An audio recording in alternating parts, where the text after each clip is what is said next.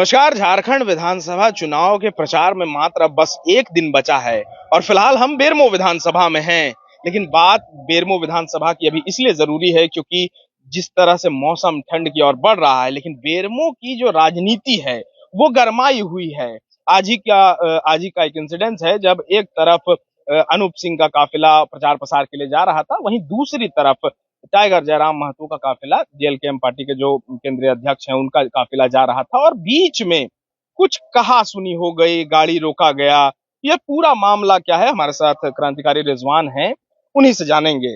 रिजवान जी, आप अभी प्रचार प्रसार कर रहे हैं अलग अलग कैंडिडेट्स के लिए इंडिया गठबंधन की तरफ से, क्या हुआ था आज? नहीं, आज हमारा कार्यक्रम था कई एक जगह पर।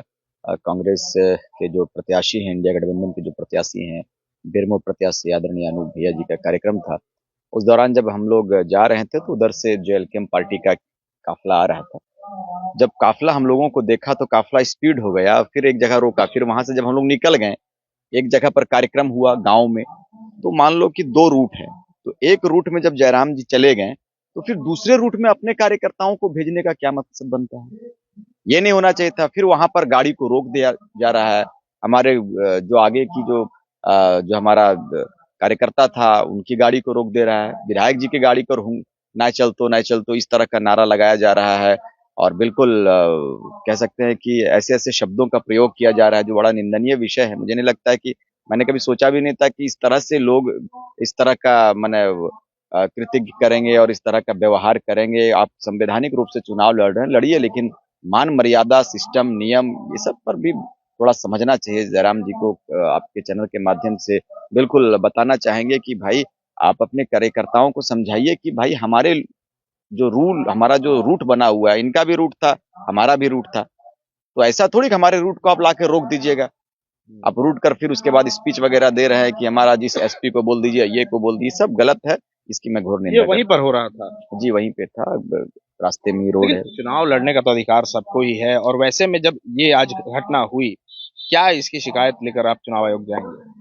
अब इस पर बात करेंगे पहले, चूंकि बहुत बड़ा मामला नहीं है, लेकिन गलत है, इस तरह से रोकना नहीं चाहते। एक सम्मानित विधायक है अभी प्रेजेंट में, एक वरिष्ठ नेता है कांग्रेस के, और आप अपने लड़कों के द्वारा इस तरह से यदि करते हैं तो ये पूरे राज्य के लोगों ने इसको नकारने का काम किया है। सारे लोगों ने कहा है कि ये गलत हुआ है। आज मैं और भी कई सभाओं में था जहां पर आप भाषण दे रहे थे। आप कह रहे थे कि जो नई पार्टी आई है, कई जगह आपने डायरेक्टली बोला, कई जगह इनडायरेक्टली बोला कि जो नई पार्टी आई है वो युवाओं को बरगला रही है, गलत दिशा में ले जा रही है। क्या है बात, थोड़ा खुल बिल्कुल, के देखो, बताइए। दिल्ली की बैठक का भी जिक्र था। मैंने कहा है कि आप जब दिल्ली जाते हो, मैंने दिल्ली की बात कहा है, आप जब दिल्ली जाते हो तो क्लियर नहीं करते हो, क्यों नहीं और लोगों को लेकर जाते हो साथ में? कब चले जाते हो किसी को नहीं पता था। जब मैं वर्तमान में उस जगह पर मैं था उस समय, तो किसी को सूचना भी नहीं मिलती थी। भाई आप चले जाते हैं, चलिए ठीक है, वो आपका निजी मामला हो सकता है। दूसरी बात, आपने कहा कि बहकाने की बात, तो आप इसको जान लो कि सीट बंटवारे पर और लोगों का हक है कि नहीं है? और लोग जान सकते हैं कि नहीं जान सकते? जिन्होंने पार्टी को सींचा, जिन्होंने पार्टी को बनाया, उनको जानने का अधिकार, हक है कि नहीं है? है अधिकार, हक है। लेकिन आपने किसी को नहीं बोला। ना आप जामताड़ा सीट पर कोई चर्चा की है, ना बगोदर सीट पर किसी से चर्चा की है। ऐसे ऐसे कैंडिडेट को, झरिया सीट, ऐसे ऐसे कैंडिडेट को दे दिए जिनको ना तो कभी आंदोलन से वास्ता था, न एक भी दिन आंदोलन में शरीक हुए हैं। तो फिर किस बुनियाद पर आपने टिकट दे दिया? तो आप तो बरगला ही रहे ना साहब, कहीं ना कहीं तो ये बरगला रहे हैं। जो लोग आपके साथ मेहनत किए हैं उन लोगों को आपने छाट दिया। उन लोगों से कोई वार्तालाप नहीं, उन लोगों से कोई चर्चा परिचर्चा नहीं, और सर्वा खुद अपने दो चार लोगों के साथ में कर रहे, तो कहीं ना कहीं बरगलाने का काम कर रहे हैं। ये भी आरोप आप लगाते नजर आ रहे थे कि उन्होंने कोई बड़ा फंडिंग मिला है उनको, पार्टी का भी नाम का जिक्र था उसमें कि बीजेपी उन्हें फंड कर रही है। क्यों ये आरोप क्यों लग रहे हैं? नहीं, आप तो जुड़े हुए थे पहले। मैंने अपने अभिवादन में या फिर अपने कार्यक्रम में फंडिंग को लेकर मैंने डिटेल्स कुछ नहीं कहा। मैंने कहा कि हो सकता है इनके ऊपर किसी और का बड़ा राजनीतिक पार्टी का हाथ हो या फिर किसी और के इशारे पर चलता हो, ये सब मैंने कहा है। मैंने फंडिंग पर विशेष केंद्रित करके मैंने कहा नहीं है ये कि इतना पैसा कहाँ से आ रहा है? ये तो अब उनका मामला है भाई, कि एलईडी ये में नहीं, प्रचार आप ही हो रहा बता है। रहे थे। नहीं, इतना वो कोई और कह रहे थे, दूसरे वक्ता थे, लेकिन मैं तो खुद कहूंगा कि भाई एलईडी में प्रचार हो रहा है, कैसे हो रहा है? ये तो बड़ा विषय है ना, कि वो एक एलईडी में एक पूरे राज्य पूरे विधानसभा का प्रचार होना, ये तो कहीं ना कहीं संकेत देता है कि आप तो भरे फूले हैं भाई।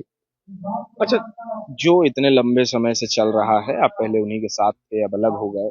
ये जो था कि दो जिस्म एक जान, एक क्रांतिकारी रिजवान, एक जयराम, क्या दिक्कत हो गई कि आपको अलग होना पड़ा? मैंने कहा है ना कि विचार जहाँ नहीं मिलते हैं ना, वहां से रुख को अलग इख्तियार कर लेना चाहिए। दूसरी बात, अभी तो उनके समर्थक, उनके कार्यकर्ता कहेंगे कि रिजवान फर्जी क्रांतिकारी हैं, ये हैं, वो हैं। अब खुद को क्यों नहीं पूछते हैं, खुद के अध्यक्ष महोदय से? गूंगा हो गए क्या? उनसे पूछना चाहिए ना कि आपने टिकट क्यों बेच दिया भाई? झरिया सीट कैसे दे दिया आप उनको? झरिया सीट पर स्थानीय किसी महतो समाज के भाई को दे देते। क्या महतो समाज के भाइयों ने वहां पर मेहनत नहीं किया था? क्या किया था ना? तो आप कहीं ना कहीं आप, ये आपका मानसिकता है कि मुसलमानों के वोट को कटवाएंगे और भारतीय जनता पार्टी को जितवाएंगे, ये तो वहां संकेत है। झरिया सीट पर यदि ऐसा नहीं है भैया कि सारे लोग बेवकूफ हैं, मुस्लिम कौम भी थोड़ी मोड़ी अक्ल रखता है। तो आप जो कैंडिडेट दे रहे हैं वो समझ में लोगों को नहीं आ रहा है, आ ही रहा है। आपने वहां जामताड़ा पर अकबर को क्यों नहीं दिया? जामताड़ा सीट पर आप एक गुप्ता जी को टिकट दे दिए, जो कभी जीवन में मैंने खुद उनको नहीं देखा था। इन तमाम विषयों पर यदि आप बैठोगे, लेकर सोचोगे, तो पता चलेगा कि बिल्कुल जिस विचारधारा के साथ में राज्य की तकदीर और तस्वीर बदलने के लिए हम लोगों ने निर्णय लिया था, कहीं ना कहीं दिशाहीन हो चुके हैं। कहीं ना कहीं सवालों का जो कतार है वो सवाल उठने लगे, अपने सवाल करने लगे, तो ज्यादा दिन तक आप लोगों को गुमराह नहीं कर सकते।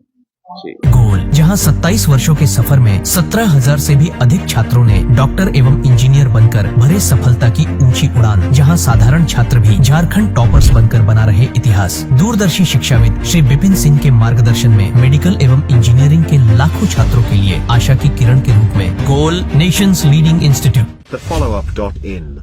Like, share and subscribe. www.thefollowup.in